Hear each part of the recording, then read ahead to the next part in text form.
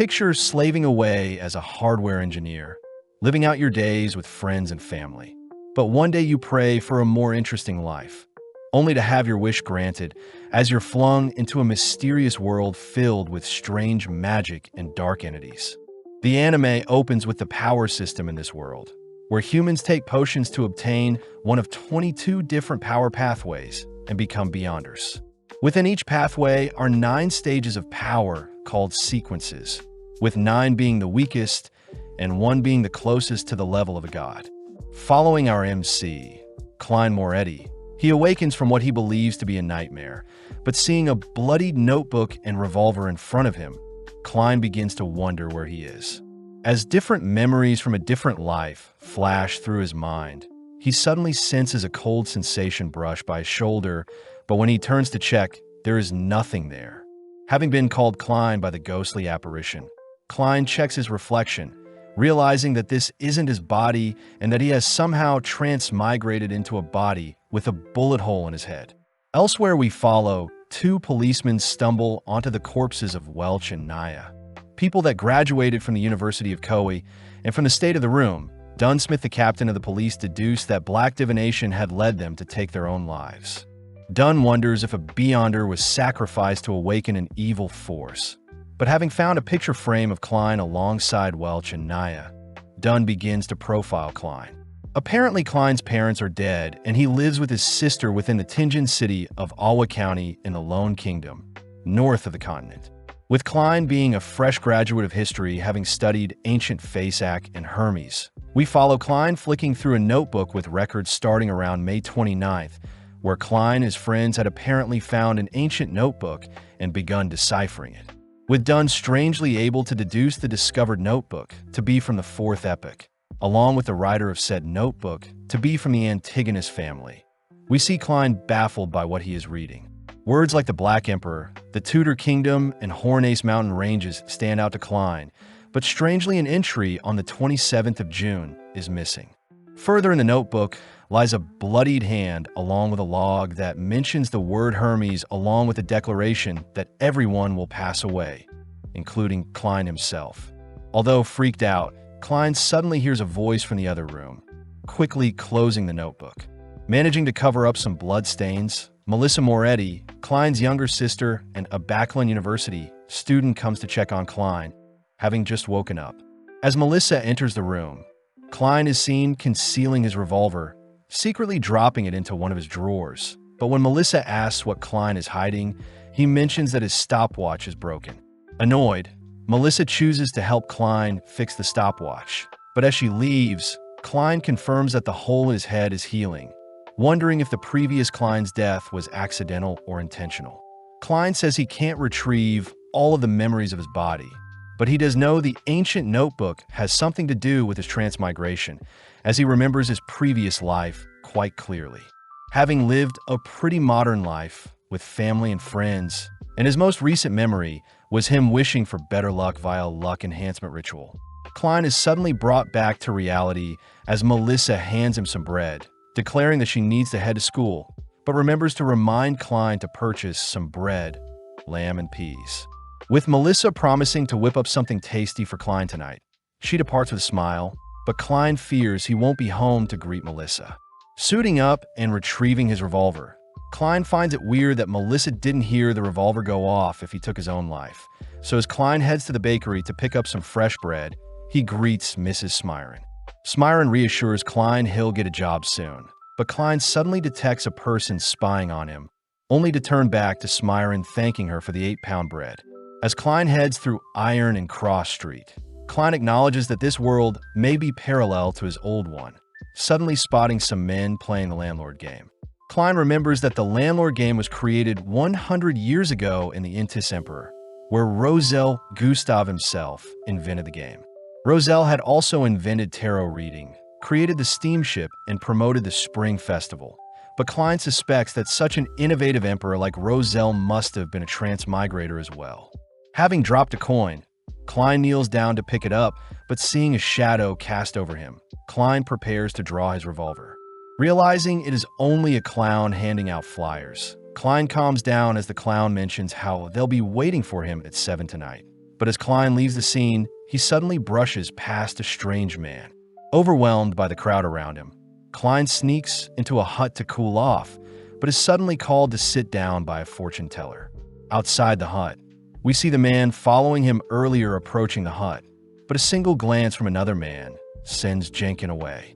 With Klein more calm, he sits down to have his fortune read, managing to convince the lady to give a reading for free. The fortune teller asks what Klein wants to know, and without hesitating, Klein asks to know about his past, present, and future. As some tarot cards are shuffled, Klein is shown 3 cards to represent the answer to his questions, and with Klein asking to see his present first, Klein lays eyes on the Fool card. With an eerie silence filling the room, the duo suddenly notice a girl enter the hut, only to scold the fortune teller for impersonating her, as she is meant to be a beast tamer. At that moment, we see one of the strange men entering the hut as well. But luckily, Klein has already left the scene. At home, Klein creates 4 talismans representing the 4 corners of the luck enchantment ritual he believes brought him to this world.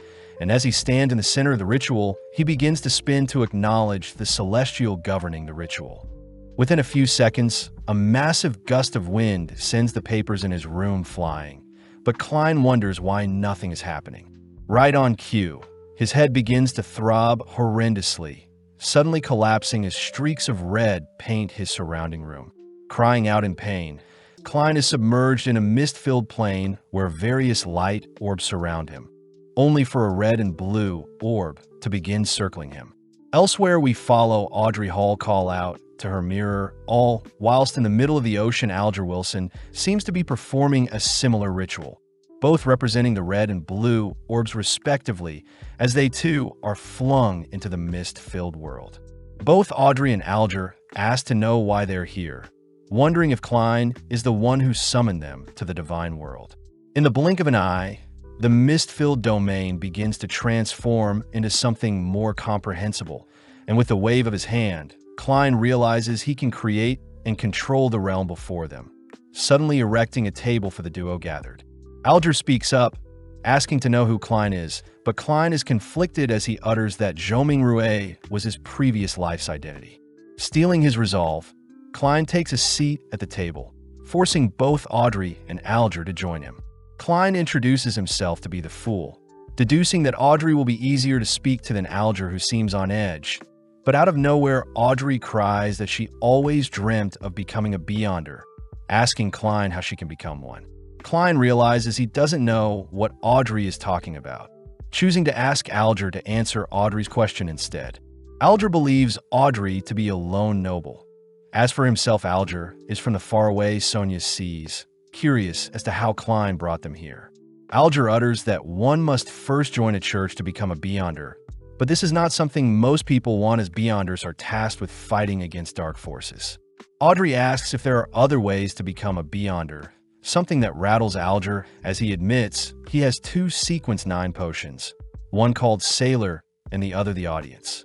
Klein has no idea what these potions are, interested to know if the Gray Fog and his transmigration are features of a Beyonder's skills. But suddenly Audrey declares she has made a pact with Alger, asking if Klein can stand witness to said pact. Alger admits he can sense great potential from Klein, offering to handle matters that Klein asks of them, something that prompts Klein to set up gatherings between the 3 of them every Monday at 3 p.m. in order to extract as much information from this world as he can. Suddenly, Klein begins to feel nauseous, along with hearing some knocking on his room. So before he departs, he assigns Audrey the codename Justice and Alger the codename of the Hangman. With Audrey fangirling over their new tarot card-themed club, Klein slowly begins to lose touch of his mist-filled world, ending the gathering as everyone is sent back to the real world. Answering the knocking, Klein hears that the police are at his doors, swiftly rushing to conceal his notebook and revolver only to peep out the keyhole. Greeting the policeman, Klein realizes Leonard Mitchell of Alwa County Police was the man stalking him earlier, but Leonard says he was simply protecting Klein. Klein is agitated, seeing, as Dunn is also here to perform a routine inspection, reporting to Klein that his friends had taken their own lives, and within a few seconds Leonard had managed to locate Klein's hidden notebook. Leonard smirks as he asks Klein to explain the logs in the notebook, and seeing as he has no way out, Klein collapses onto his bed, uttering that he can't remember anything. Dunn says there is evidence of Klein at Welsh's home, something that is news to Klein as well. But as Dunn takes out a smoking pipe, he takes a whiff from the pipe only to ask for the revolver Klein is hiding. As Klein points Leonard over to its hiding spot, Klein takes the chance to admit he had tried taking his life, but when he woke up, he was strangely alive. Dunn says he believes Klein, but Klein will still have to be interrogated by a psychic in hopes of Klein retrieving his memories. Leonard utters that Klein is quite lucky, as those who delve into such dark practices normally end up losing their lives. Escorted onto the streets, Klein fears his identity as a transmigrator will be uncovered. But out of nowhere, a petty thief turns the corner, having stolen some bread from a shopkeeper. Catching the attention of the policeman, Dunn helps capture the thief, but before the boy can return what he stole, he ends up causing a ruckus, buying time for Klein to flee the scene. Bumping into passersby and weaving through alleys, Klein manages to lose the police, but as he glances up into the sky, he spots some water being dumped onto him. Strangely, the water suddenly freezes in mid-air, something Klein recognizes to be some sort of time and space ability, freaking him out as a Beyonder is nearby. As the world around him begins to upheave and behave weirdly, Klein tries his best to flee, managing to squeeze past his obstacles and enter a carriage. Asking the driver to head to the port, Klein takes the chance to catch his breath, wondering if the situation has calmed down, but when Klein asks to be dropped off, he realizes that Dunn is the driver of the carriage. Suddenly waking up, Klein is confused at his surreal dream, but outside his door, Klein spots Dunn appear once more, making Klein wonder if Dunn can manipulate people's dreams. Before Klein can make a move, Dunn declares they're stronger during the night, prompting the space around Klein to morph once more as a strange lady appears behind Klein, asking him to remain calm as she sends Klein into a daze. Flung into a different realm, Klein notices his parents enshrouded by some gray fog, but before he can call out to them, the whispers of the strange lady alert Klein to stay focused. Klein realizes the lady probably can't see his parents due to the gray fog, but in that instance, the lady leaps onto Klein, demanding Klein explain where the ancient notebook is. Entranced, Klein says he has no clue, plus he has no idea what happened to Welsh and Naga. The lady asks what Klein was doing when his two friends were murdered, but with a single action, Klein shows he had taken his own life around the same time his friends did. Back in reality, Daily Simone says Klein is a tricky case as everything he says is true and he did shoot himself in the head but is alive somehow. Daly says Dunn should be careful with Klein, but seeing as the Antigonus notebook is still missing, Dunn says Klein is still in danger, asking if Klein wants to join them and become a Beyonder. The next day, we see Klein had been given a business card that instructs him to head to the Hound Pub and join the Nighthawks, an opportunity for Klein to learn more about this world. Upon entering the pub, Klein is thrown off seeing a crowd cheering as they watch a dog devour some rats. And to make things worse, a mini brawl starts up. With Klein clearly out of place, the bartender asks Klein to leave, but Klein mentions how he wants to hire some mercenaries. Annoyed, the bartender demands to know why Klein is here, but upon hearing that Dunn had asked him to come, the bartender guides Klein to a secret elevator. As the ride begins to move, it opens into a lavish-looking office deemed the Blackthorn Security Company headquarters, prompting Klein to greet the sleepy clerk, Roseanne Adelaide. When Klein introduces himself, Roseanne immediately shows Klein another secret passage, surprisingly watching as Leonard nonchalantly passes by. Descending a staircase, Roseanne mentions how they aren't so busy at the moment, passing by Royale Radine, someone Roseanne acknowledges is very pretty. Now moving through some corridors, our duo stop by Fry, who seems busy sketching up something. And as they make their way deeper along the passage, they walk by Kenley White, a member of the Nighthawks who joined 6 months ago. Stumbling onto a fork in their path, Roseanne instructs Klein to carry on alone, mentioning how the captain is waiting for Klein, plus Roseanne is quite scared of their captain. Following the lit path into a massive open room, Klein notices a towering pair of doors called the Chinese Gate in front of him. Off to the side, a smaller duty room opens to reveal Dunn, who greets Klein, Happy to see Klein has accepted his proposal. Given some papers to sign, Klein is assigned into the 7th unit of the police department, an alias for their organization, as they work under the Church of the Evernight Goddess. With a firm handshake welcoming Klein to the team, Dunn warns Klein that as a Nighthawk he may lose control, instructing Klein to pick up a candle and follow him. Entering into a candle-lit room, Dunn shows off the many souls that have been sacrificed to the Nighthawk, and the leading cause was them losing control. Dunn says the Fallen have carved a path for their predecessors, something Klein respects as he places his lit candle beside the others, only to be asked if he knows about the myth of creation. Klein recounts that the Creator made up all of existence, having created the sun and crimson moon using its eyes, leaving its body to make up the land and the stars. The Creator's hair turned into a phoenix, and its ears became demonic wolves.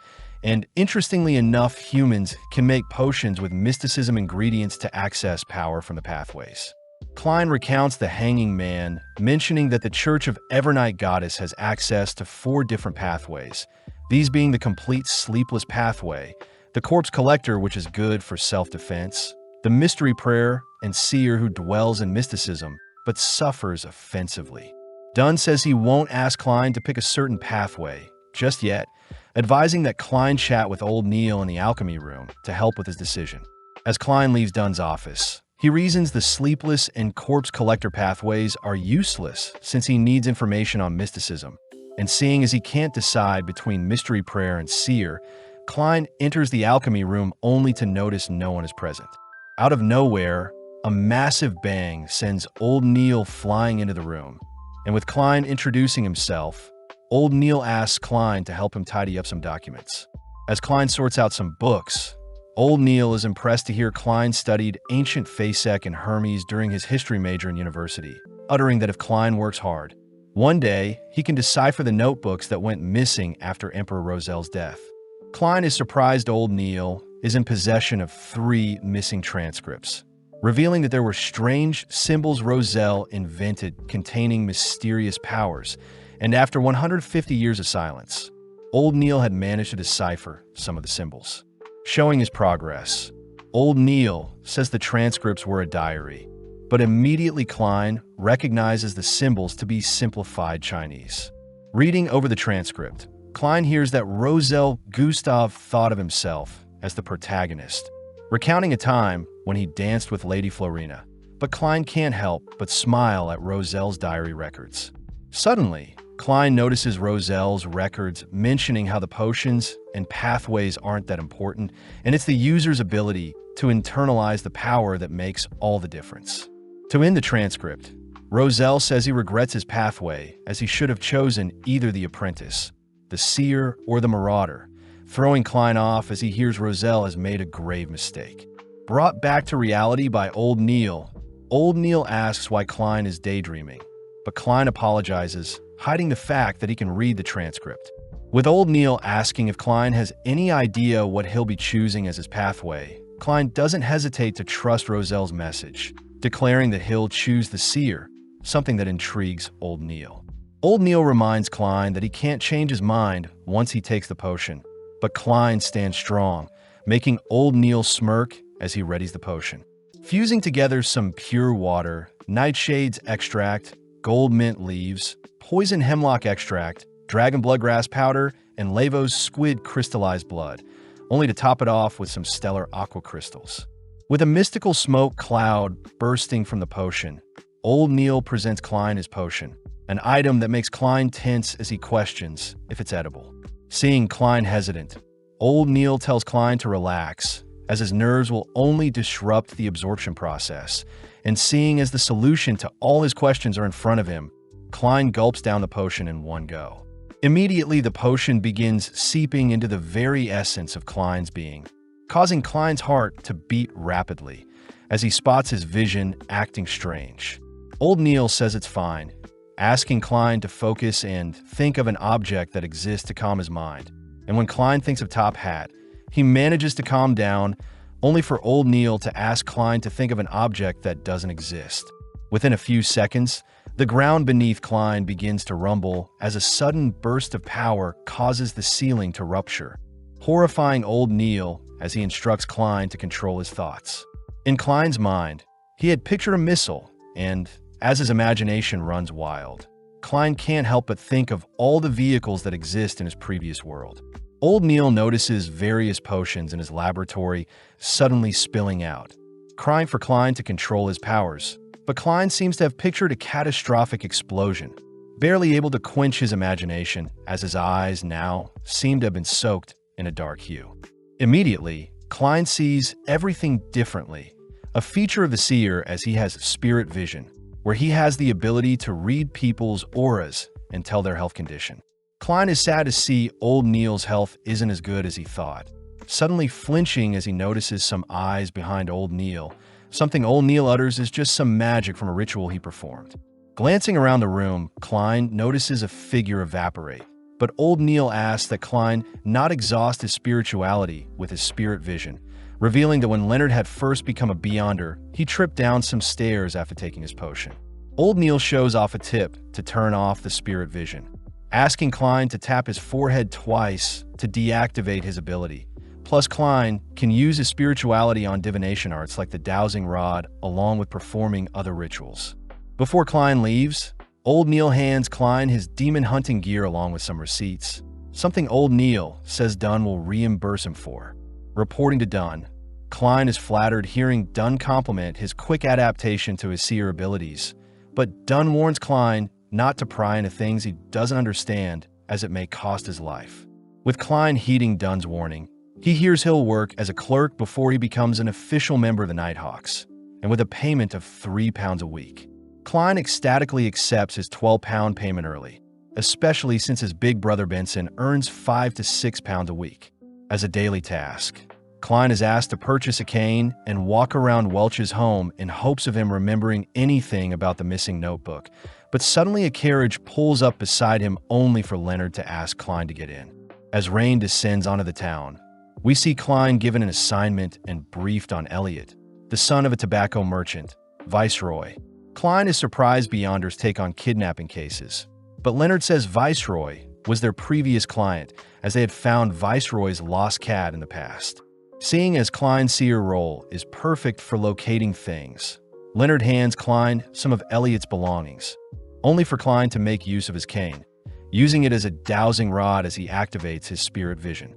In the blink of an eye, the space around Klein becomes masked in different hues, and having filtered out all the unnecessary information, Klein manages to locate Elliot's position, asking the carriage driver to continue straight.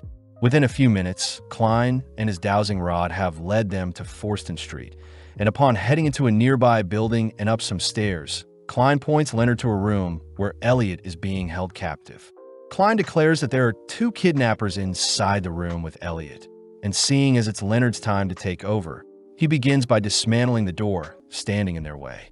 Spotting the intruders, the kidnappers toss their table at Leonard, buying enough time to whip out a gun and fire a round at Leonard, but sadly it misses. As Leonard closes the distance, he manages to destroy the attacker's gun, only to pummel one of the men. As the other charges him, Leonard manages to parry and block each of the man's attacks with a single hand, noticing the man has bloodshot eyes, but regardless, Leonard sends the man flying as well. Having wrapped up things, Klein reassures Elliot that everything is fine now, but out of nowhere a faint feather descends onto the men's bodies, suddenly popping as the unconscious men begin to rise up. With Klein taking Elliot to safety, Leonard stays behind and watches as the men's bodies begin to morph and fuse into a demonic creature. Seeing the creature dive towards him, Leonard ducks and weaves, occasionally landing several monstrous blows that knock the creature back, and with the creature clearly too weak to fight back, Leonard puts it down with a single wave of his palm.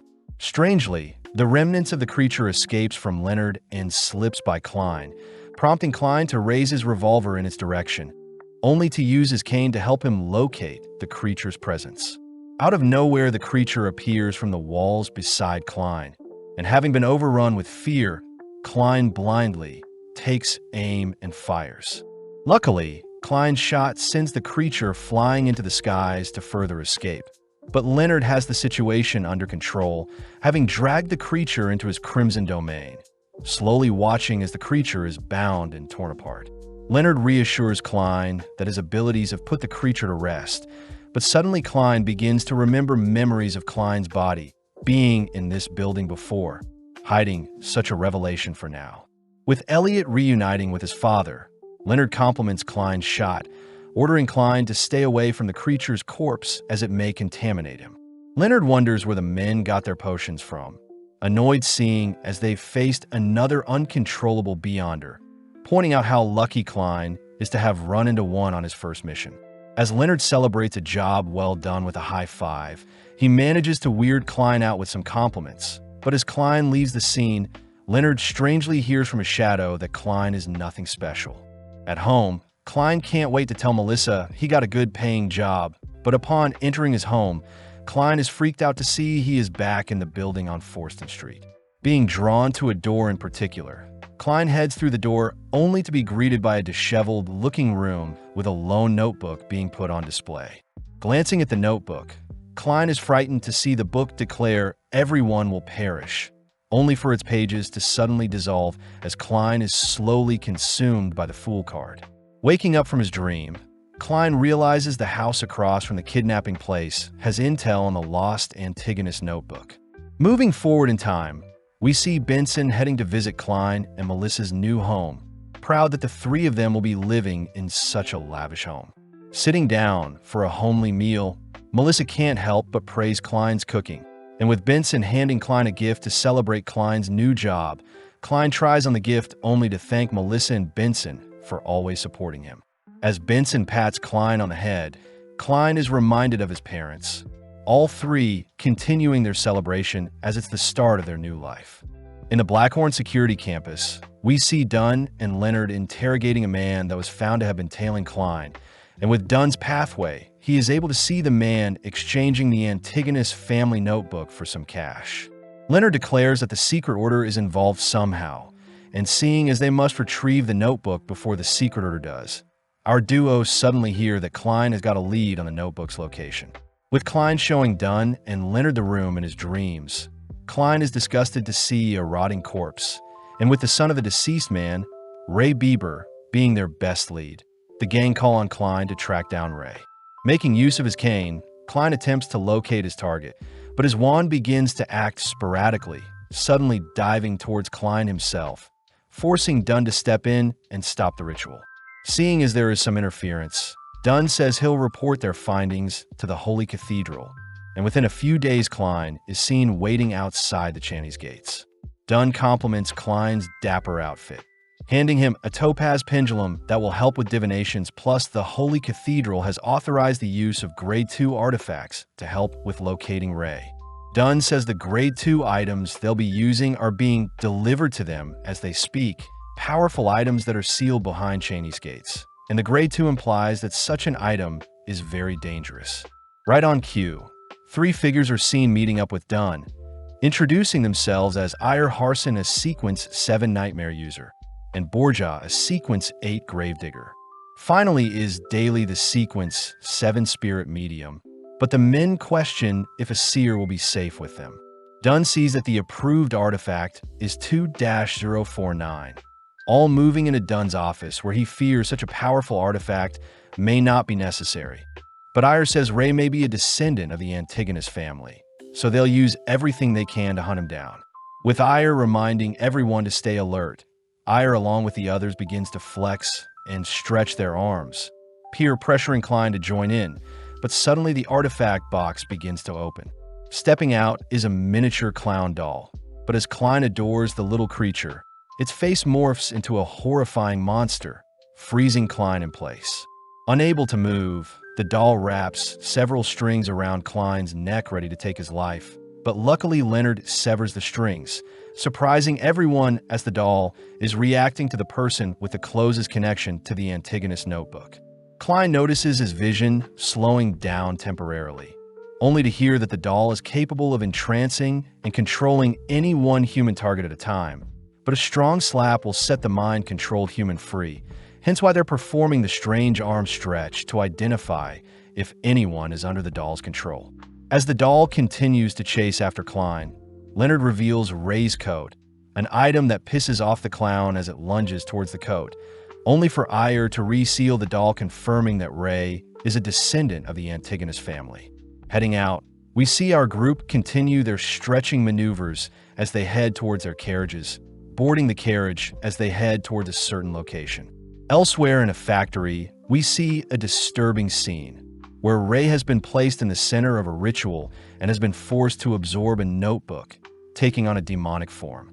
In the shadows, a clown-looking man is annoyed he was too late, but upon detecting some carriages approaching, he gets excited, seeing as there may be hope. With Klein and the gang arriving at the factory location, Klein is tasked with using the pendulum to locate Ray, but as soon as Klein starts his ritual, some bloodied mist creeps out from one of the factories, scaring off the gang's horse carriages. As the surrounding landscape begins to vibrate, the gang draw their weapons, all watching as a demonic-looking Ray appears, locking onto the doll artifact. In the blink of an eye, Ray charges towards the doll box, but Dunn and the others get to work, asking that Klein stay back, dragging Ray into their domain. Leonard is seen binding Ray with his vines, only for Daly to begin submerging Ray in her water domain.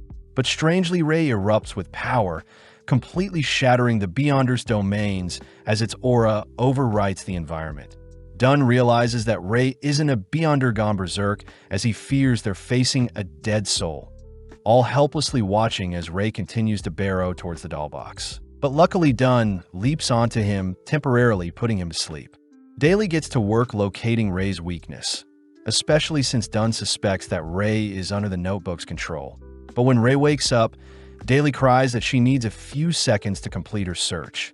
Seeing as they'll need to bind Ray down, Dunn begins to chant, all whilst Leonard rushes in close, dancing circles around Ray only to erect a net that binds Ray in place. Before Dunn can finish his chant, Ray's core begins to act strangely, suddenly erupting with power as a bright flash of light distracts Dunn long enough for Ray to skewer Dunn with one of his tentacles, along with blowing Leonard back. Locking back onto the doll box, Ire is forced to hold off Ray's tentacles, but some of the stray tentacles knock the doll box back.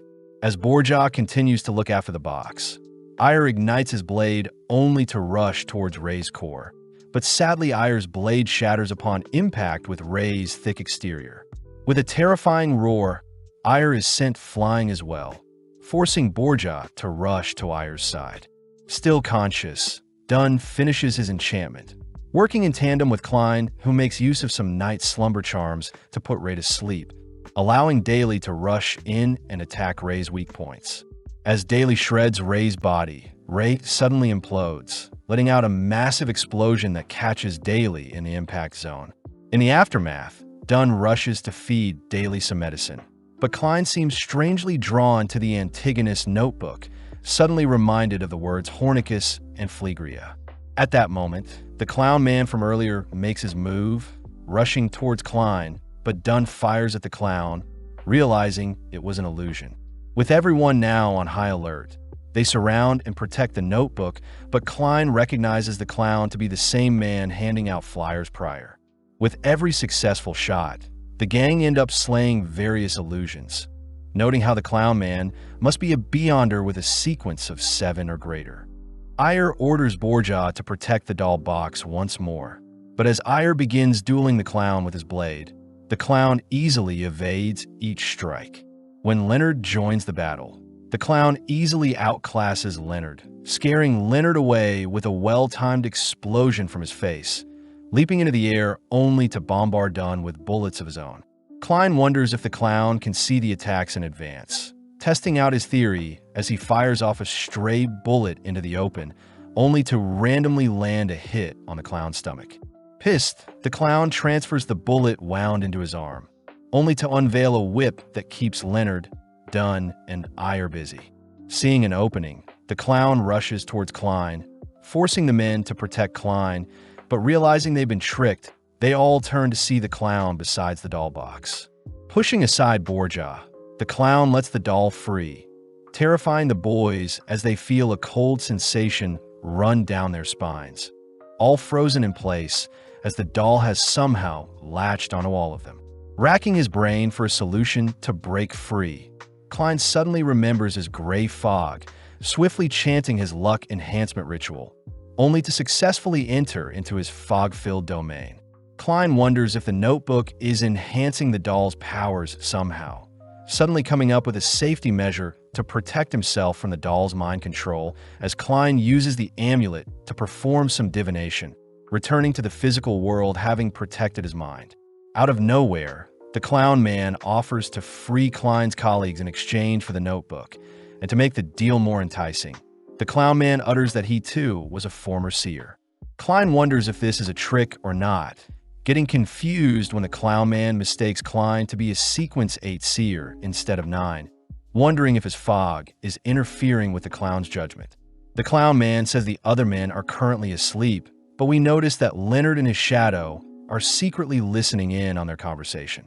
Forcing Klein to make a choice, the clown man tells Klein the corresponding sequence 8 of the seer, something that shocks Klein, but when the clown man erects a skewer to taunt Klein, Klein suddenly grabs a hold of it, pulling the clown man into the puppet's domain.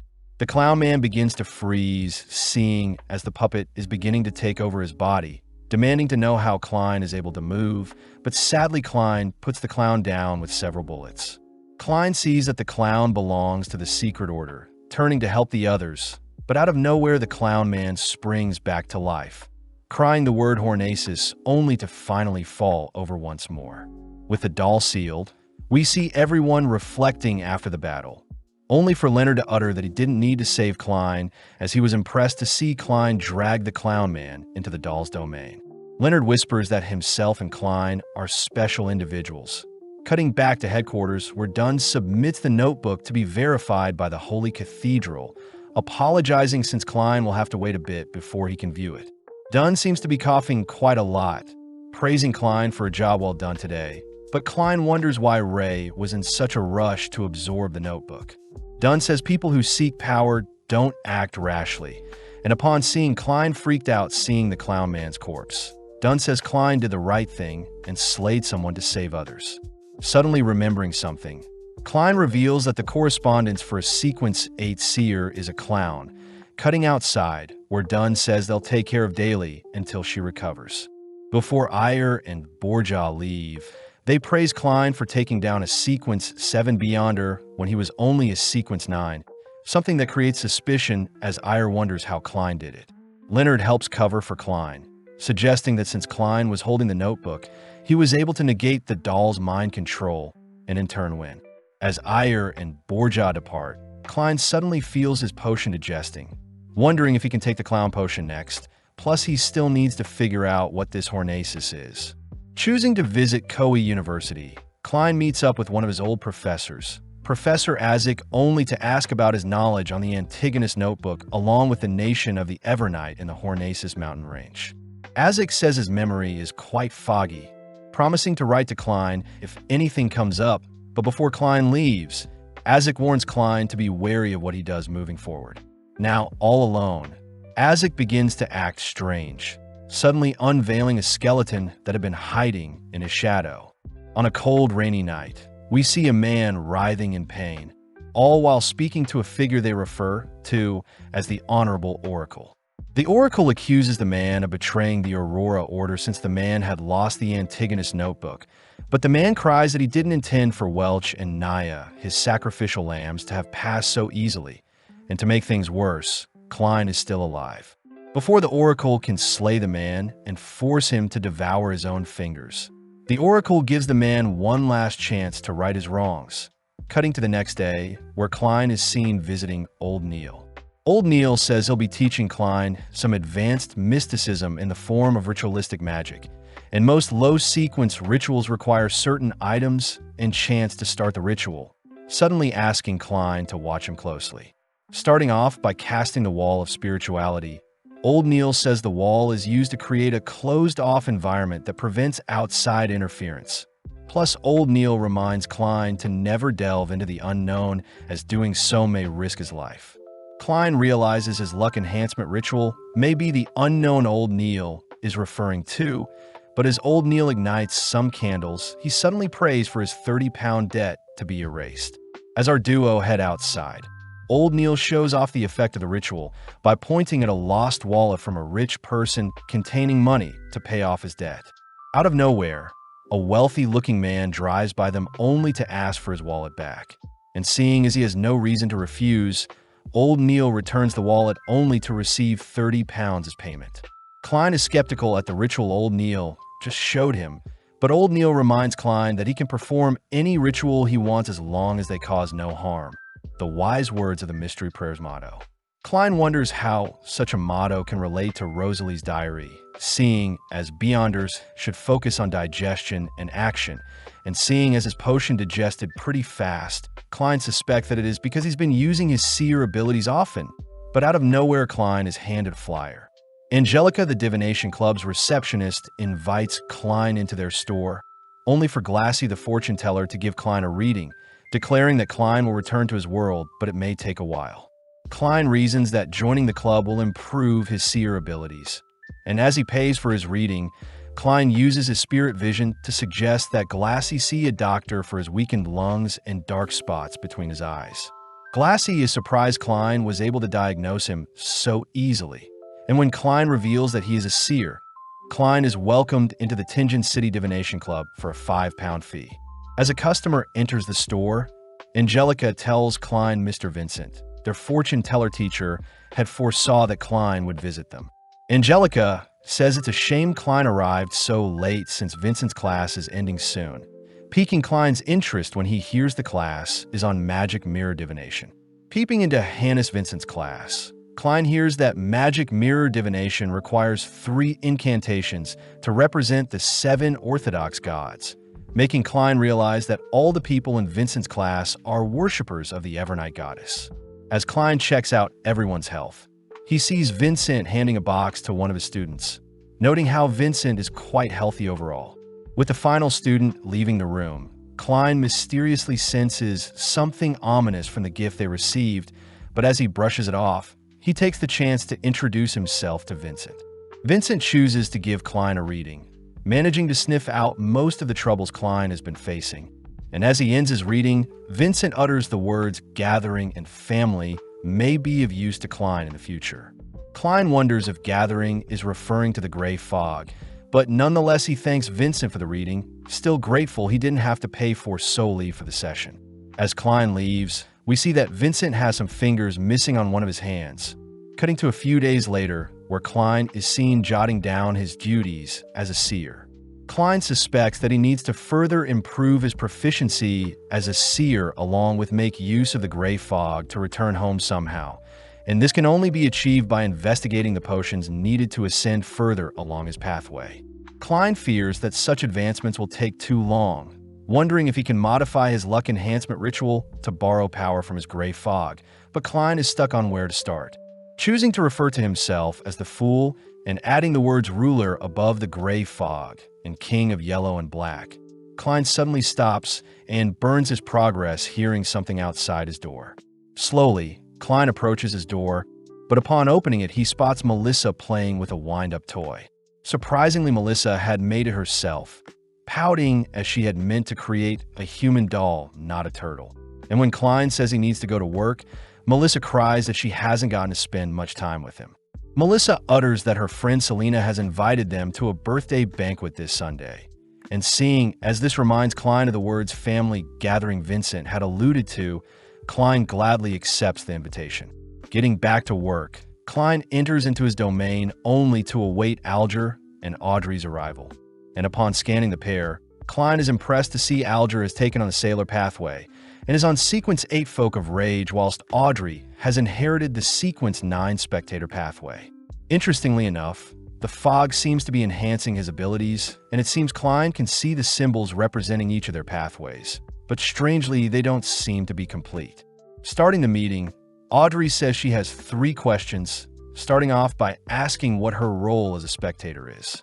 Alger reveals that Audrey must remain unbiased and observe things from afar, and in turn her pathway will grant her the ability to see other people's true thoughts. Klein adds that Audrey should focus on acting and digesting her potion, something that helps Alger realize something as well. But when Audrey asks if an animal can drink a potion as her second question, The room freezes, all wondering what happened.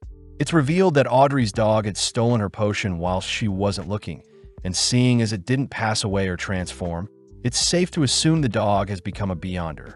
Finally, Audrey says that Leon's royalty and nobility have been looking to reform, as Audrey's father is quite incompetent. So Audrey asks where she can find skilled replacements. Klein calmly suggests that Audrey hold an open examination to recruit both nobles and commoners based on their skill, and Audrey should call it the higher exam. Advice Audrey graciously takes to heart. Seeing as Klein needs help as well, he asks that the duo retrieve Emperor Rosalie's diary, a revelation Alger wasn't aware of. Klein also adds that the duo should practice some more ritualistic magic and report to him if they're unable to attend their meetings on Sunday, asking that the duo chant the following: "The fool that doesn't belong to this era, the mysterious ruler above the gray fog, the king of yellow and black who wields good luck." Alger wonders if Klein is on par with the 7 Orthodox gods, but before anything else happens, the trio end their meeting. Back in the real world, Klein says he has freed up some time Sundays, but Klein wonders when he should reveal that he is a seer to his siblings. As some time passes, we see Klein and Benson take Melissa out for some shopping, cutting to July 15th where the trio are dropped off at Selena's house. As Selena would greet the trio, we see Benson greeting Selena's father, all whilst Elizabeth, another one of Selena's friends, greets the siblings. Klein realizes he's met both girls at the divination club prior, but before he can head inside, he detects that Alger is practicing the ritual Klein had asked him to. Inside, we see various people gathered in celebration for Selena's birthday, all toasting to a successful party. When Klein heads over to get some food, he is greeted by Elizabeth, who promises to keep his identity as a seer's secret. And as Elizabeth leaves, Melissa reminds Klein that he can't marry Elizabeth, seeing as she is only 16. As night falls, we see Selena showing off the magic mirror gift Vincent had gifted her. And as Selena recites the ritual she had learnt from Vincent's teachings, Klein suddenly senses something happening upstairs. As strange magic connects Selena's mirror with a different mirror, we see Vincent revealed to belong to the secret's suppliant pathway, creepily crying out for Klein to accept his fate. As Selena asks the mirror when Elizabeth and Melissa will find the man of their dreams, we see Klein hurriedly rushing towards their room, having detected a disturbing aura manifesting. Peeping on the girls' ritual, Klein uses his spirit vision to inspect the room, and upon seeing Selena's magic mirror turn black, Klein is suddenly struck with a horrifying realization. With Selena beginning to act strange, Klein wonders how he can save the girls and notify the captain, suddenly remembering that he can use the ritual old Neil taught him to borrow power from the Evernight goddess. As Klein searches the manor for tools to help with the ritual, we cut back to the girls worried upon seeing Selena unresponsive, and when they check the magic mirror, they're horrified to see a disturbing figure glancing back at them. Suddenly, the girls are blown back by some magic, leading the magic mirror to suddenly infuse and merge with Selena's body, giving rise to the figure hiding within the mirror. Before the creature can attack, Klein appears, casting a slumber spell to bind the creature, only to rush to a nearby table to set up the ritual old Neil had shown him. Klein starts off by chanting the ritual to create the wall of spirituality around their location, something that begins to disturb Vincent's influence with Selena, so Vincent chooses to retaliate by sending some of his blood through his mirror. Before Klein writes down what he wants in his ritual, he notices Selena begins to swell with dark energy, only to let out a howl that fires projectiles at Klein, but luckily his veil halts the attack. Klein tries firing his revolver at the magic mirror infused into Selena's body, but Selena responds by slamming and binding Klein with her hair, only to begin draining him of his spirituality. Selena declares that Klein was meant to be sacrificed just like his friends, and when it's revealed to be Vincent speaking for Selena, Vincent demands to know what Klein figured out when obtaining the Antigonus notebook.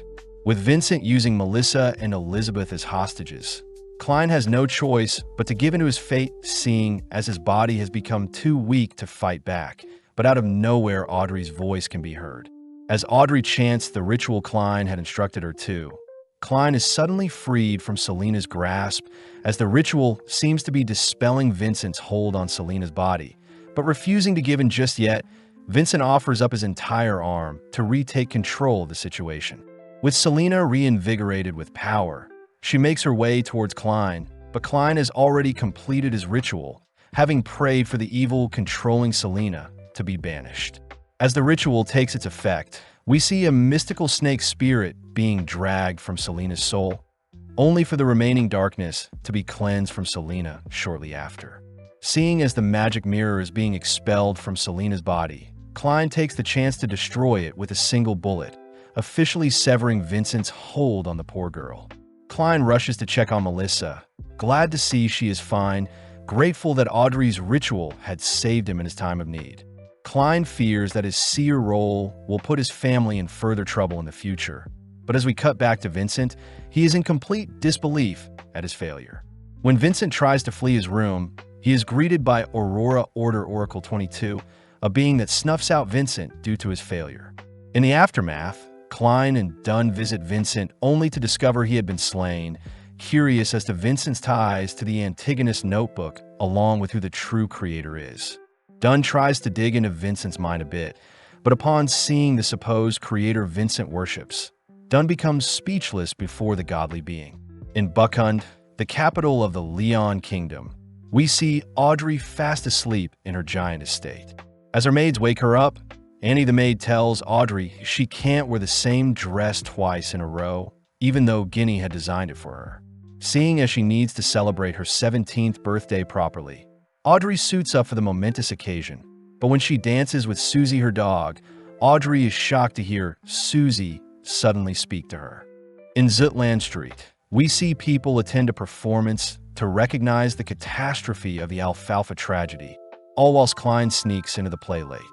As the performance reaches its climax, we see the crowd roaring and cheering as the hero of the story makes their entrance. But Klein notices Dunn appear, hearing that Daly has left to help escort the Antigonus notebook to Buckland. Klein is worried seeing as Dunn is still ill, but Dunn is relieved he wasn't infected, reminding Klein that the true creator is an evil being worshipped by secret orders like the Aurora Order. Klein says it's a shame Vincent passed away before Dunn could read more of his memories. Cutting back 1 week, we see Klein hard at work helping a lady look for her lost fiancé aboard the Alfalfa that hasn't returned yet. Given a picture of Joyce Myers, Klein taps into his seer abilities to see Meyer drowning in the middle of the ocean, only to be washed ashore where he sought help. In the present, Dunn and Klein see Mr. Triss, the hero of the Alfalfa tragedy, signing autographs, only to be thanked by Joyce and his wife, as it was Triss that saved him. Before Triss leaves, he glances at Klein, and when Klein greets Joyce, Klein asks if Joyce is having trouble with anything. Entering into a topaz room, Klein hears that Joyce has been having the same nightmare ever since he left the Alfalfa, and as Joyce drifts asleep, Klein is seen delving into Joyce's nightmare. Boarding the Alfalfa, Klein watches as a mutineer tosses a baby offboard, and before the rebel can take his own life, Joyce seems to have rescued them, demanding to know why he betrayed the party. Klein suspects that something is suppressing Joyce from figuring out the true culprit of the Alfalfa tragedy. But before Klein can investigate further, he is transported into a strange misty ruin. Hearing the words Hornacis and Phlegria once more, Klein helplessly watches as strange tentacles attack him, forcing Klein to return to the real world. Klein wonders if the words could link to an evil god or the reason for his transmigration. And as Klein wishes for Professor Azik to write to him soon, Klein chooses to report his findings to Dunn. Klein reveals that the true culprit of the Alfalfa tragedy is the hero Triss himself. But Dunn says they need more evidence to convict Triss, declaring that they'll request help from the mandated Punishers and the Machinery Hive Mind. Cutting over to Triss, we see him embracing the spoils from his title as the hero, only to be awakened by a hooded figure who is visiting him. The hooded figure commends Triss for convincing the men aboard the ship to slay each other, having used his Assassin Pathway Sequence 8 instigator role to help with his schemes. But before Triss can advance further, the hooded figure asks that Triss complete another mission in Tingen. As an early payment, The hooded figure hands Triss the Sequence 7 potion for the assassin pathway, Sequence 7 Wish. Following Klein, he is seen asking Old Neil for help with crafting amulets for his siblings, but is pleasantly surprised when Old Neil guides him to a secret passage within a pub. Boarding an elevator and descending underground, Old Neil shows off the Tianjin Underground Market, a location filled with hundreds of people along with various stores that sell rare items that can help Beyonders. Old Neil says the churches allow the underground market to exist, and the mandated punishers of the Church of Storm especially turn a blind eye to things that happen underground. Out of nowhere, Klein takes note of a strange man with high spiritual affection, and as the man locks onto Klein, the man cries out the word death only to begin rolling on the ground. Old Neil says the man's name is Monster, and that Monster always acts strange. But Klein wonders if Monster could see that his body had perished and had been revived. Heading around the market, Old Neil shows Klein a store selling amulets, but sadly the amulets have no disaster warding effects, seeing as the store clerk isn't a Beyonder.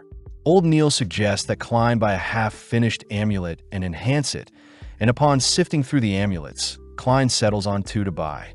In the corner of his eye, Klein spots Triss shopping for some shadow lizards. But before Klein can tail him, he notices a mandated Punisher informant tailing Triss. Immediately, Triss flees the area and causes a stir, pushing people and carts aside only to begin parkouring upwards to escape, but he gets shot having alerted the guards. Having multiple people chasing after him, Triss successfully makes his way back to the surface, and as Klein and Old Neil chase after him, they bump into Dunn, who has discovered 2 men slain by Triss.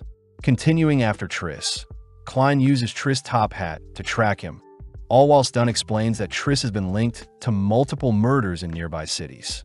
Klein realizes Triss' instigator role was probably the reason why the men aboard the ship became so violent, and Dunn suspects that Demonist sect is involved, a group that worships the primordial Demonists, and all their high-ranking members are women. Having arrived at their destination, Dunn heads inside whilst Klein waits outside, worrying Klein as he hears that the later sequences for the assassin pathway favor female users. As the police storm the building, they choose to evacuate the ladies inside, but a particular lady bumps into Klein, uttering that she doesn't feel good. With Klein confirming that the lady's conditions are normal, we see Dunn uncover that Triss isn't in the building, leading the gang to put up flyers to help with Triss capture.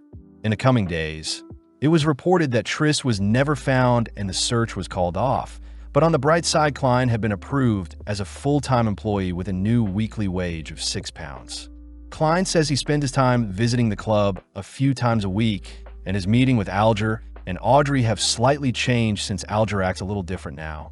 But luckily, Klein had finished crafting the amulets for both Melissa and Benson with the remaining time he had. With time passing, Klein diligently works through his mysticism classes and trains his physical body, cutting to one fateful day where Leonard has come to ask for his help. Leonard explains that the death rate over the past 2 weeks have spiked 5-fold. Most of these cases involve poisoning, self-immolation out of revenge, and self-assassination due to living conditions. Klein is saddened to hear that the workers that passed were all too weak to survive, reminding Klein of his mother, as it was ultimately Benson who had taken up the mantle and saved his family from meeting a similar fate. Getting to work, Klein uses his amulet to live through the workers' lives, only to report that a pale and soft woman touched them all before they each passed. With Har, the squad captain for the Punishers, present with a Sequence 8 sailor pathway, Dunn, Harv, and the other gathered men all suspect that Triss and the Demon Sect are involved somehow. Focusing in on all the cases, Klein suddenly realizes there is a connection, and as Leonard forces Klein to share his theory, Klein says that the people that had passed would have died anyway, so the Demon Sect must have cut their lifespan short with life usurpation. Leonard suspects that the Demon Sect's objective is to summon an evil god or devil, something that would explain why there is suddenly an influx of deaths in Tianjin. And seeing as the gathered men all agree with Leonard and Klein's theory, Leonard boldly points out how genius they are. Klein asks if Leonard has had any strange encounters recently, but Leonard refuses to reveal anything, simply warning Klein they'll remain colleagues as long as Klein is loyal to the Nighthawks. with the gathered men realizing that an altar must be the root of their troubles. Klein is tasked with searching for said altar, and with a rough sketch of the location, the men begin their search through town. Klein reports that there is some interference obstructing his tracking, but the men suspect that the locations with high death counts like the Southern Industrial Area and the Westboro will be their best bet. Within a few moments, Klein and the men lock onto their desired location, and with Dunn pulling the culprit into a dream, Leonard and the others are tasked with infiltration. Following the lady culprit, she is interrupted whilst applying her makeup, swiftly donning her hood only to activate a ritual that enshrouds her body. As Fry enters into the lady's yard, we see several strange figures chasing after him, and as Fry locks onto the figures chasing him, the lady manages to puncture him from behind. Sadly, the lady is completely deceived as Fry's body evaporates, allowing Leonard to make his appearance as he begins knocking the lady around. Before the lady can be consumed by Dunn's nightmare, she slits her own hand to escape the dream. In the real world, the lady leaps to evade Fry's gunfire, and as Dunn rushes in to help with her capture, Klein is left to wonder if the Sequence 8 Leonard and the Sequence 9 Fry will be enough to subdue the Sequence 7 lady.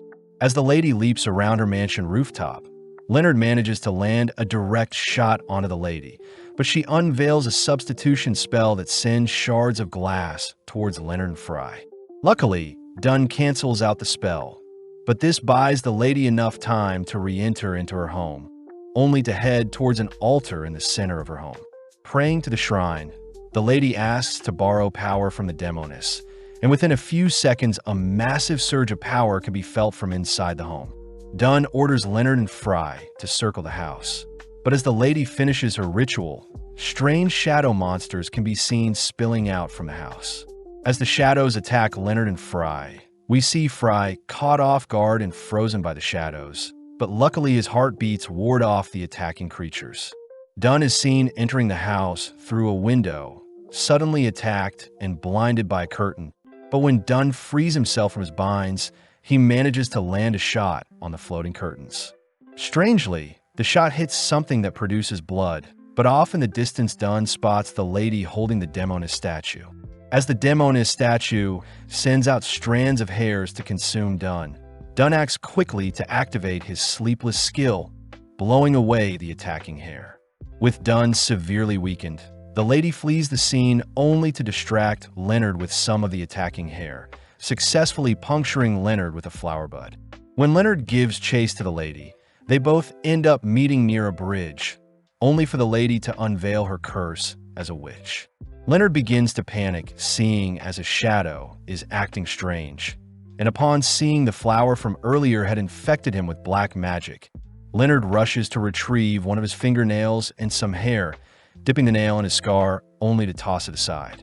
As the lady activates her curse, we see Leonard's fingernail suddenly be consumed in dark flames, giving the lady the chance to flee as she leaps off the bridge and disappears into the night. Back at the house, Klein manages to reconstruct the mirror the lady was using, and upon peering into the mirror, Klein realizes the lady is the same girl he bumped into when searching for Triss. Dunn reports that the altar downstairs is what is used to curse the survivors of the Alfalfa, and with all the clues put together, the gang conclude that the lady they just fought was Triss himself.